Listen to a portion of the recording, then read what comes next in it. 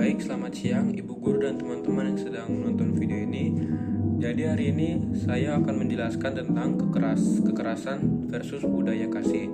Tetapi sebelum itu saya akan memperkenalkan diri saya terlebih dahulu.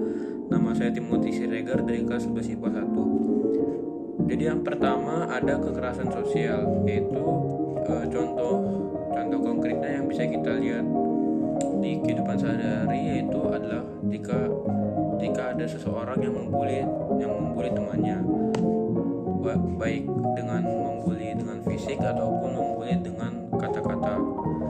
Nah, orang yang memiliki sifat kekerasan pasti akan membuli temannya. Tetapi orang yang memiliki budaya cinta kasih, maka mereka itu akan menghargai teman dan akan menyayangi teman dan tidak akan menyakiti teman. Lalu yang kedua yaitu ada kekerasan kultural, yaitu contoh yang kita bisa di kehidupan sehari-hari itu, misalnya ada budaya tertentu yang merasa lebih istimewa dari budaya-budaya lain. Nah, itu adalah sifat yang dimiliki orang yang memiliki kekerasan. Tetapi orang yang memiliki budaya cinta kasih, mereka itu akan lebih menghargai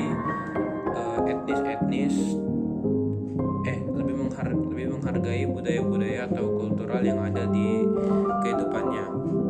Yang ketiga ada kekerasan etnis, yaitu contoh konkretnya bisa kita lihat di masa-masa yang lalu, yang contohnya itu kerusuhan pada Mei tahun 1968 terhadap etnis Tionghoa. Nah, jadi pada tahun tersebut etnis Tionghoa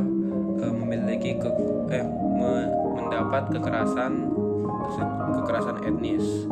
Nah, jadi di tahun 1998 itu terjadi pencurian ataupun penjarahan barang-barang yang dilakukan oleh masyarakat pribumi terhadap etnis Tionghoa. Nah, orang yang memiliki cinta kasih itu akan lebih menghargai etnis-etnis yang ada dan juga tidak berperilaku buruk terhadap semua etnis.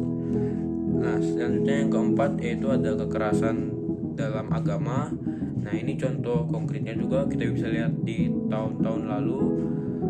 beberapa tahun lalu. Contohnya itu konflik Ambon di tahun 1999 sampai tahun 2002, di mana ada pertengkaran antara masyarakat yang beragama Muslim dan juga masyarakat yang beragama Kristen, di mana tempat-tempat ibadah itu semua itu dihancurkan oleh kedua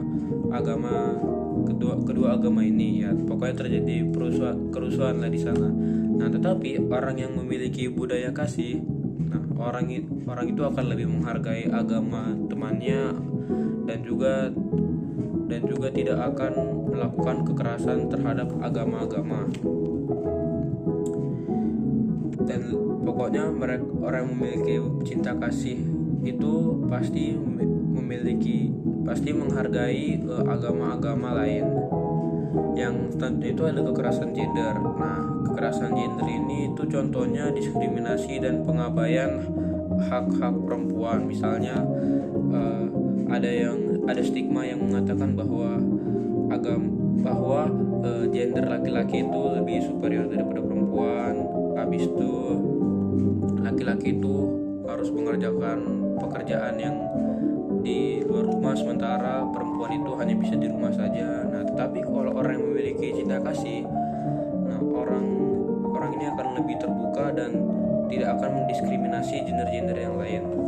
Selanjutnya itu ada kekerasan dan eksploitasi anak-anak. Nah, misalnya yang kita bisa lihat di kehidupan sehari-hari itu, misalnya ada anak-anak yang mengamen padahal anak-anak itu masih sekolah. Biasanya anak-anak ini itu bukan karena kemauannya sendiri, tetapi karena kemauan orang tuanya. Nah, tetapi orang yang memiliki cinta kasih, mereka akan lebih menghargai anak-anak dan juga tidak akan memperlakukan anak-anak secara semena-mena.